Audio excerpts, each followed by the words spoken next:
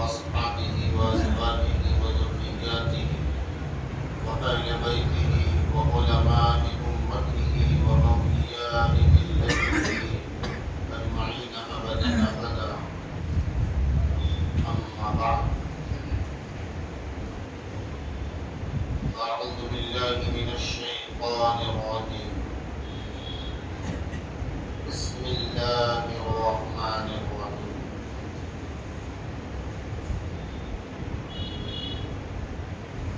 قل إن كنتم تحبون الله فاتبعوني يحببكم الله ويغفر لكم ذنوبكم.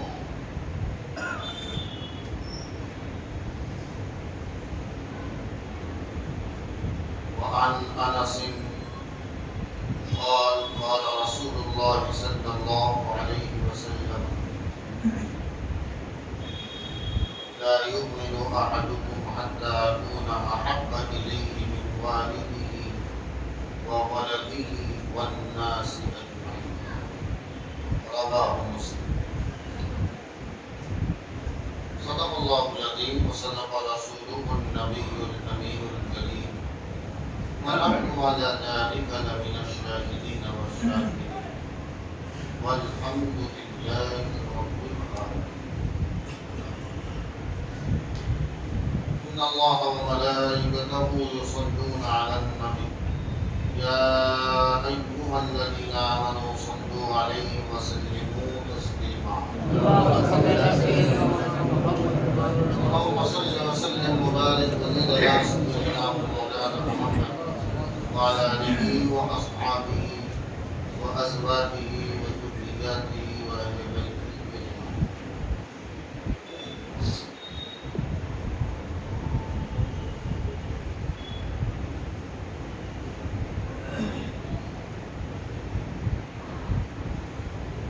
اللہ عز و جل نے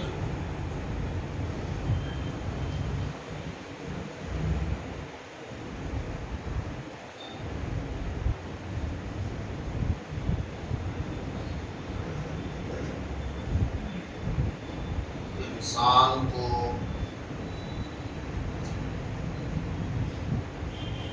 یعنی بنی نوع آدم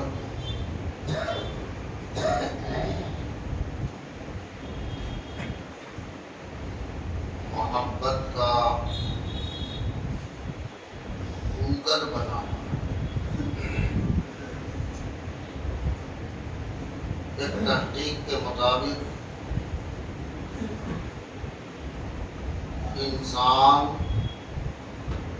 کو انسان اس لیے کہا جاتا ہے کہ یہ انسان لفظ انس سے مشتق ہے.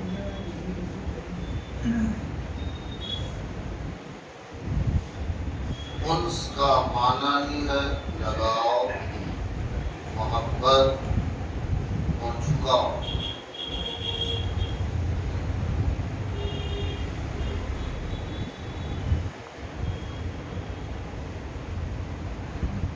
شاید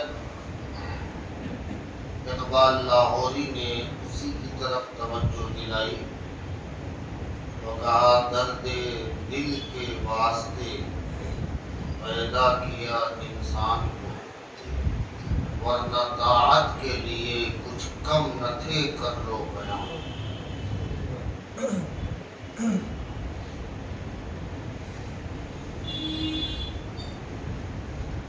انسان عام طور پر اپنے اندر دو طرح کی محبت رکھتا ہے. ایک محبت غیر اختیاری ہوتی ہے اور ایک محبت اختیاری.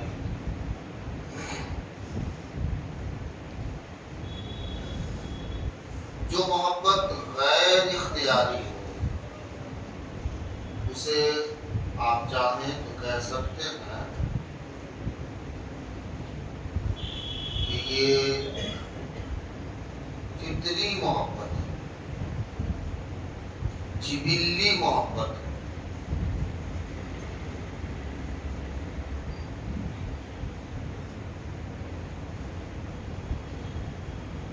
فطری اور جبلی محبت میں بندے کا اختیار نہیں ہوتا،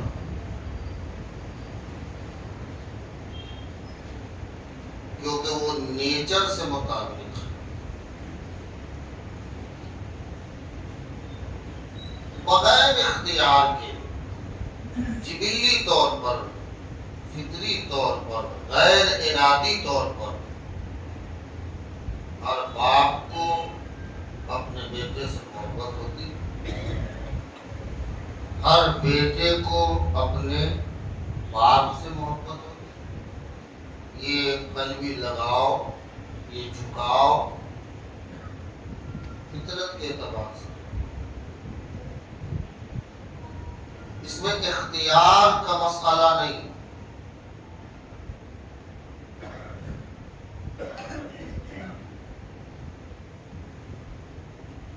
بھائی بھائی سے محبت کرتا ہے، یہ اختیاری محبت ہے،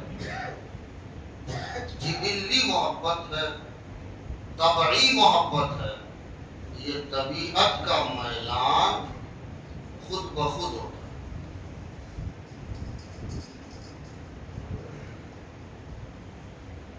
ایک محبت ہے اختیاری، اس کو آپ چاہیں تو کہہ سکتے ہیں کہ عقلی۔ یہ وہ محبت تھی جس کا ذکر کیا، اس میں عقل کا دخل نہیں، وہ نیچر۔ اور ایک محبت ہے عقلی، عقل کا تقاضا ہے کہ محبت کیا جائے۔ اختیاری طور پر کوئی بندہ کسی کو اپنا محبوب بنا لے اور وہ غیر ارادی نہ ہو، ارادتاً ہو، اختیاری ہو، عقلی ہو، اور عام طور پر عقل کے اعتبار سے جو محبت کی جاتی ہے اس کی وجہ تین ہے۔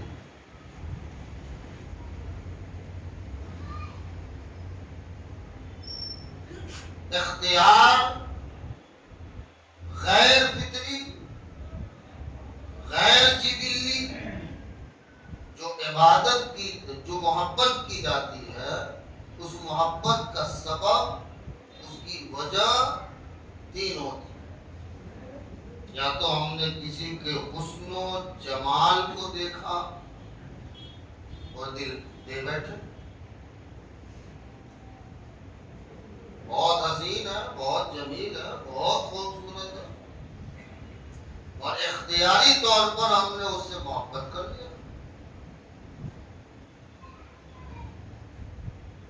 دوسری وجہ ہو سکتی ہے کہ کسی کے جود و نوال کو ہم نے دیکھا، یہ آدمی بڑا کریم ہے،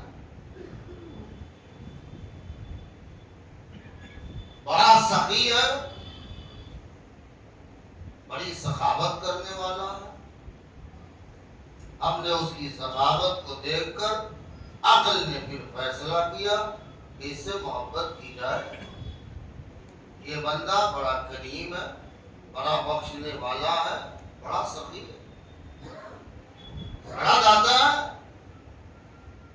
اور تیسری وجہ ہوتی ہے اختیاری اور عقلی محبت کی، کسی کا فضل دیکھا، کمال دیکھا، بزرگی دیکھی، وہ دل دے بیٹھے، اس کی طرف لگاؤ ہو گیا، ہم نے اس کی طرف اپنا جھکاؤ کیا، عقل نے فیصلہ کیا کہ چلو اس سے محبت کی جائے۔ ممکن ہے آپ کے ذہن و فکر میں چوتھی پانچویں کوئی وجہ بھی ہو، ہمیں تو تین ہی نظر آئے۔ عام طور پر کسی سے محبت کرنے کی اختیاری طور پر، عقلی طور پر تین وجہ ہوتی ہیں، اور ان تین وجہوں سے کوئی کسی کو محبت سے دیکھتا ہے، محبت کرتا ہے، اس پر جانثاری کا ثبوت دیتا ہے، اس پر اپنے آپ کو قربان کرتا ہے۔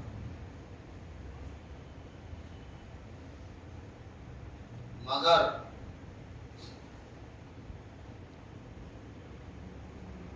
اللہ اور اس کے رسول سے جو محبت ہوتی ہے، نہ وہ محبت وہ فطری ہے جو میں نے پہلے بیان کیا، نہ وہ یہ محبت ہے کہ وہ محبت عقلی ہو، اس سے بھی بالا تر محبت ہے۔ آپ پوچھیں گے کہ کیوں نہیں؟ میں آپ سے کہوں گا کہ اگر آپ یہ کہیں کہ پیغمبر سے محبت اس لیے کیا جائے کہ وہ حسن و جمال کے پیکر ہے، تو آپ کی محبت کا معیار جھوٹا ہو۔ اس لیے کہ اگر آپ حسن و جمال کی بنیاد پر محبت کرتے ہیں تو حسن و جمال تو اس بارگاہ میں بونا دکھتا ہے۔ اور آپ مجھ سے نہ پوچھیں، اس بارگاہ میں فیض پانے والے حضرت حسان ابن ثابت سے پوچھیں، ان سے کہیں کہ کیا حسن و کمال کی بنیاد پر رسول سے محبت کی جانی چاہیے؟ قربان چاہیے؟ حسن و جمال کی بنیاد پر محبت کیا جانا یہ کس معنی کا ہے؟ تو حضرت حسان ابن ثابت کہیں گے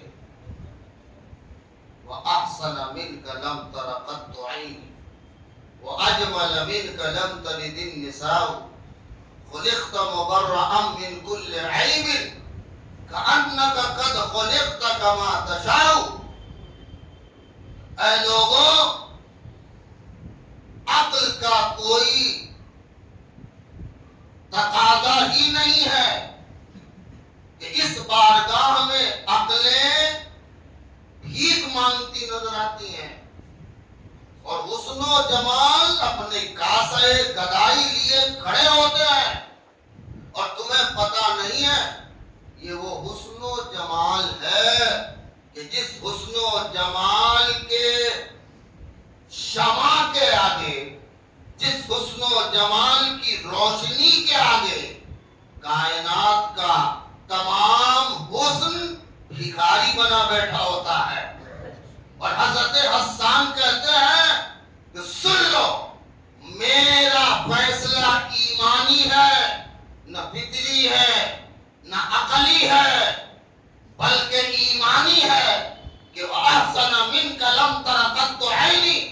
جب میں جمال جہاں آرا کو دیکھتا ہوں تو میرا ایمان، میرا وجدان، میرا ایقان کہتا ہے کہ میری آنکھ نے محمد عربی سے زیادہ حسین دیکھا ہی نہیں، میری آنکھ نے پیغمبر سے زیادہ حسین و جمیل دیکھا ہی نہیں۔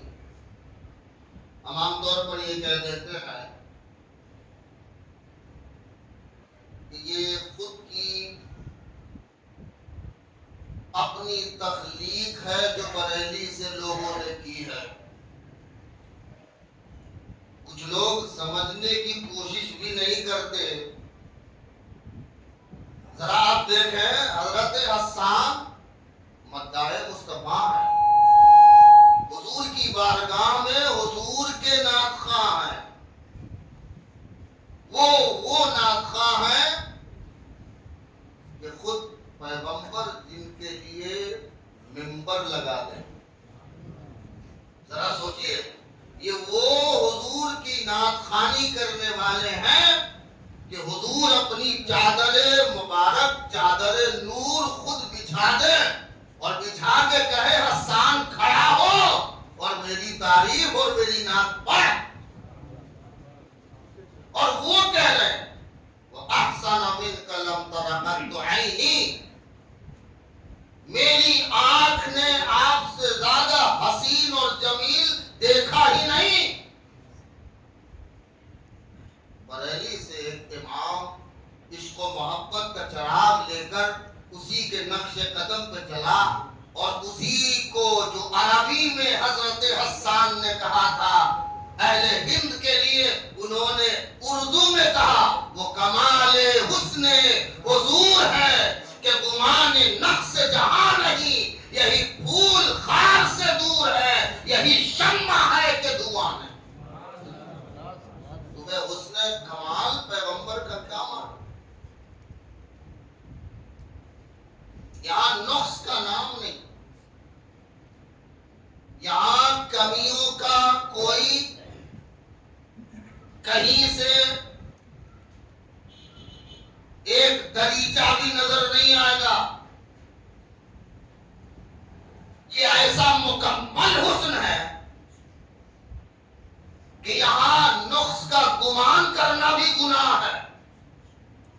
ذرا آپ انداز اور دیکھیے، لہجہ دیکھیے، یہاں نقص کا وہم کرنا بھی یہ بھی گناہ ہے. اور تمہیں پتا نہیں ہے یہ عقل سے ماورا بھی محبت ہے اور فطرت اور جبلت سے الگ محبت ہے، اور اس سے بھی اونچی، اس سے بھی بڑھ کے محبت کیوں ہے کہ تم اگر پھول سے محبت کرتے ہو تو پھول کے ساتھ کانٹے کا تصور بھی موجود ہے. تم اگر کسی شمع اور روشنی سے محبت کرتے ہو تو وہاں تمہارے ساتھ اس روشنی کے ساتھ دھوئے کا بھی تصور ہے. اس لیے کہ ایسا نہیں ہو سکتا کہ کہیں پھول ہو اور کانٹا نہ ہو. کبھی کسی گلاب کے پھول کو دیکھے ہیں کہ گلاب کا پھول کھلا تو ہو اور اس کی ٹہنیوں میں کانٹے نہ ہو؟ دیکھا ہے کبھی آپ؟ کہیں آپ نے سوچا ہے؟ منطق اور لاجک پڑھنے والے اچھی طرح جانتے ہیں جو ہی دھواں کہیں نظر آیا تو دھوئے سے تصور آگ کا جاتا ہے. آگ اگر تصور میں ہے تو وہاں تصور پہلے دھواں کا ہوتا ہے. یہاں دلالت پائی جاتی ہے مگر فرماتے ہیں سنو یہ عقل سے ماورا محبت ہے کہ تم جہاں پھول کا تصور کرتے ہو وہاں کانٹوں کا تصور جبلی طور پر آتا ہے، فطرت کے اعتبار سے آتا ہے، مگر مصطفیٰ جان رحمت اس پھول کا نام ہے کہ جو پھول تو ہے وہاں کانٹے کا تصور نہیں ہے. یہ وہ نور ہے کہ نور علی نور ہے اور ایسا نور ہے کہ یہاں دھوئے کا تصور نہیں ہے. وہ کمال حسن حضور ہے کہ گمان نقص جہاں نہیں، یہی پھول خار سے دور ہے، یہی شمع ہے کہ دھواں. غالباً اسی لیے آپ کے برادر اکبر، آپ کے بڑے بھائی حضرت علامہ حسن رضا خان بریلوی رحمت اللہ علیہ جب تقابل کیا، یہ شعر و شاعری کے استعارے میں ہوتا ہے ورنہ نبیوں میں تقابل جائز نہیں ہے، لیکن صفت کا اعتبار ہے اس لیے یہاں اپنی جگہ درست ہے. اور تقابل دیکھیے کتنی صاف ستھرے انداز میں کیا کہ اگر کوئی یہ سوچے یا تصور رکھے کہ قرآن کی روح سے تو یوسف کا حسن سب سے بڑھ کے ذرا بالکل آپ اپنی عقل کے اعتبار سے بھی فیصلہ کر کے سمجھیے گا. یوسف کا جمال وحی الہی ہے، اللہ نے قرآن میں ذکر فرمایا، اور آپ کہتے ہیں ہر حسن و جمال بارگاہ رسول میں بھکاری ہے. تو ایک بات اور ذرا بیچ میں بتا دیتا ہوں آپ کو تاکہ بالکل صاف ستھری بات آپ کے دماغ میں آ جائے. پیغمبر نے خود فرمایا کہ میرے بھائی میرے بھائی یوسف کو اللہ نے آدھا حسن عطا فرمایا. کیا کہا؟ ابھی کل کی بات ہے، کل میں فیس بک پہ ایک مولانا کو دیکھا. مولانا نے اس میں کچھ لکھا تھا. مولانا نے اس میں کچھ لکھا تھا، میں نام نہیں لوں گا.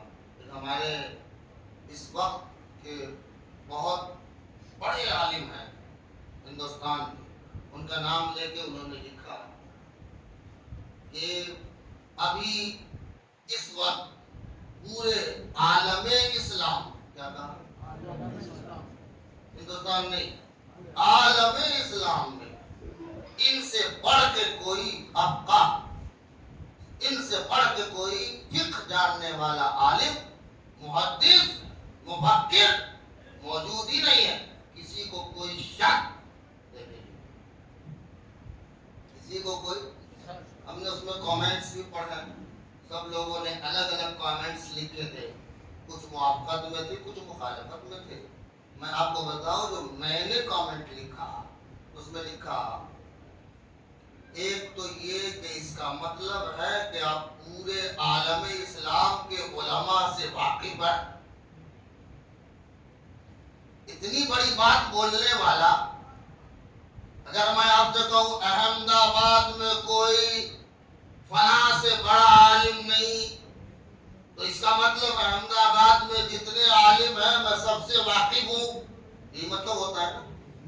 انہوں نے کہا سب سے پہلی بات تو یہ کہ عالم اسلام آپ نے لکھا، اس کا مطلب یہ ہے کہ پورے عالم اسلام میں آپ سب کے علم کو ناپ چکے ہیں. ناپے ہیں آپ، تب تو تقابل کر رہے ہیں نا، اور کہہ رہے ہیں ان سے بڑھ کے نہیں. دوسری بات، اب دوسری طرف اگر آپ واقف ہیں تو سب سے پہلے آپ کا جملہ باطل ہے کہ یا تو آپ ان کے برابر ہوں گے یا ان سے بڑھ کے ہوں گے. آپ کو کیسے معلوم کہ وہ اس درجے پر ہے؟ تو یہ تو وہی معلوم کر سکتا ہے جو اس درجے پر ہو یا اس سے. بولیے، اب اگر نیچے والا ہو تو اوپر والے کی حیثیت وہ کیا جانے. چھوٹا منہ بڑی بات. تو یا تو آپ اس درجے کے خود ہو اور یہ دعویٰ کر رہے ہو ان کا بہانہ لے کر کے میں اس درجے پر ہوں، یا یہ دعویٰ آپ کا ہے کہ میں ان سے بھی بڑا ہوں، اس لیے ایسی باتیں نہ لکھا کریں. اب اگر آپ کے ذہن میں یہ بات بیٹھ گئی ہے تو آپ ذرا آئیے، پیغمبر فرماتے ہیں دنیا کا آدھا حسن میرے بھائی یوسف کو دیا گیا. توجہ چاہتا ہوں، دنیا کا آدھا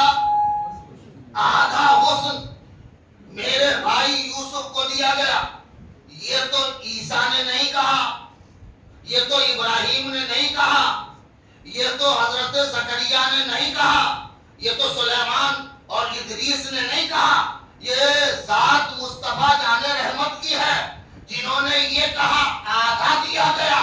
مطلب یہ ہے کہ آدھا حسن یوسف کو دیا گیا. یہ معلوم کیسے ہوا؟ یہ معلوم تو وہی کر سکتا ہے جو دنیا کا کامل حسن رکھتا ہو. وہ مصطفیٰ سمجھا رہے ہیں کہ میں آدھا اس لیے کہہ رہا ہوں کہ کامل حسین اللہ نے ہمیں بنایا.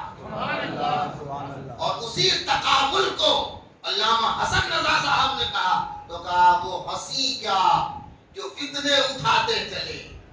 کہا دیکھو حسین حضرت یوسف بھی ہیں مگر قربان جاؤ پیغمبر ہیں، اللہ کے نبی ہیں، ان کا حسن و جمال منصوص ہے، بالکل درست ہے، مگر خیال رہے وہ حسن ہے کہ زلیخا جس پر فریفتہ ہو رہی ہے، یہ وہ حسن ہے جو راستہ چلتے ایک زلیخا کو اپنے دامے فریب میں لے رہا ہے. لیکن ایک حسن مصطفیٰ جان رحمت کا ہے کہ مکے کی گلیوں سے گزر رہا ہے، مگر اس حسن پر کوئی فرفتہ نہیں ہو رہا ہے، فرفتگی اس طرح کی نہیں ہو رہی ہے۔ اب وہ کہتے ہیں وہ حسن کیا جو فتنے اٹھاتے چلے، یا رسول اللہ ہاں حسین تم ہو جو فتنے مٹاتے چلے۔ حسین وہ نہیں ہے جو فتنہ پیدا کرے، حسین وہ ہوتا ہے جو زمانے سے فتنے کو دور کر دے۔ یہی وجہ ہے کہ پیغمبر کی ذات وہ ذات ہے کہ دنیا سے فتنے کا قلعہ کما کر دیا۔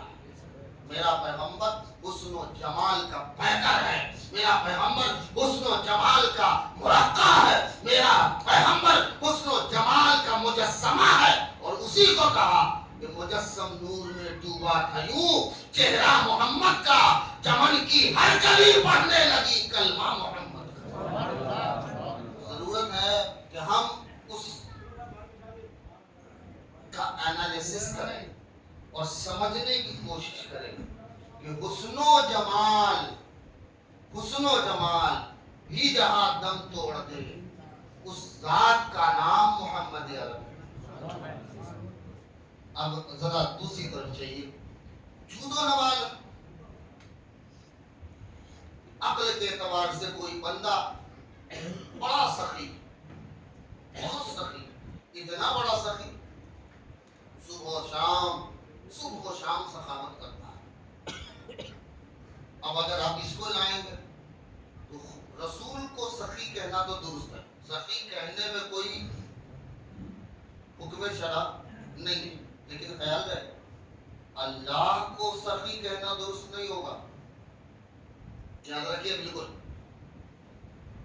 اللہ کو سخی کہنا، اللہ کو سخی نہیں کہتا۔ آپ وہ خطبہ میں سنتے ہیں، اخیر لفظ خطبے میں ہوتا ہے، اگر آپ کو خیال ہو تو، نہیں ہو تو ابھی پڑھیں گے تو خیال کیجیے۔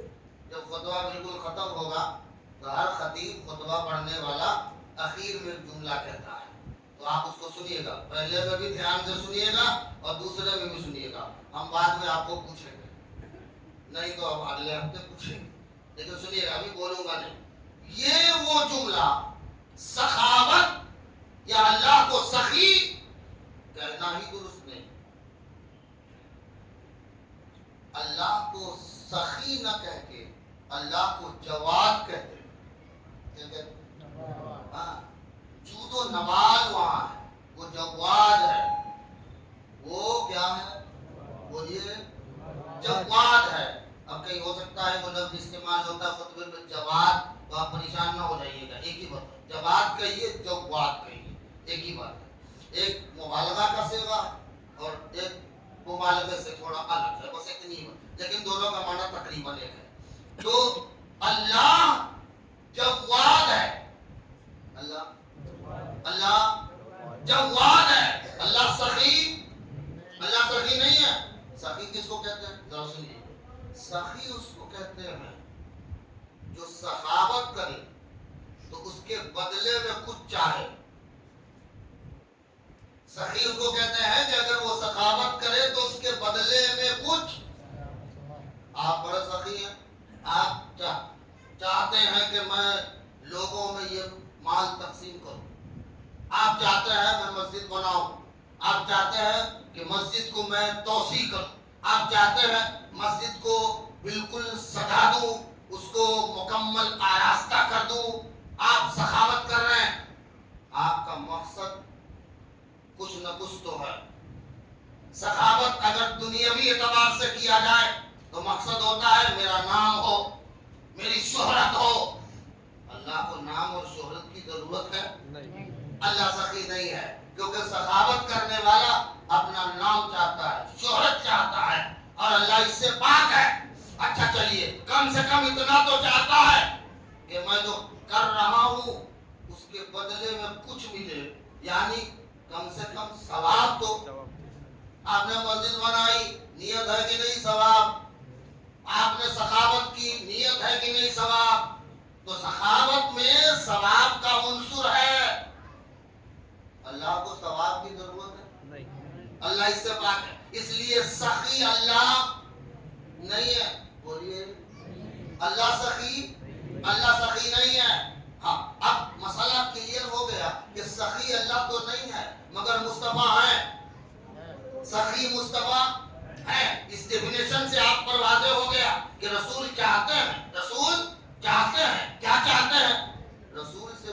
सवाब कौन चाहता है? कायनात में रसूल से बढ़ के हरीस सवाब में कोई नहीं हो सकता। रसूल से बढ़ के सवाब किसको चाहिए? रसूल सबसे ज्यादा सवाब चाहते हैं। इसका मतलब रसूल सखी, बोलिए हैं? रसूल सखी हैं? अल्लाह सखी नहीं है, मगर रसूल सखी हैं। रसूल सखी हैं। लेकिन याद रहे, हातिम ताई का पोता एक दिन अपने बाप अपने दादा की सखावत का जिक्र कर रहा और कह रहा है, तुम्हें पता नहीं है मेरा दादा हातिम ताई इतना बड़ा सखी था कि जब कोई मांगने वाला मांगने आता उसको वो देता, फिर अगर दूसरे रास्ते पे आ जाए, दूसरे गेट पे आ जाए, तो फिर वो उसे फिर मांगने पर देता। अगर वही बंदा तीसरे गेट पे आ जाए तो उसे फिर देता। यानी जितने गेट पे आता, जितने दरवाजे पर आता, उतने दरवाजे पर मेरा दादा इतना बड़ा सखी उसे लताड़ता नहीं था, उसे भगाता नहीं था, उसे फिर देता था, फिर देता था। मुस्तफा की आल में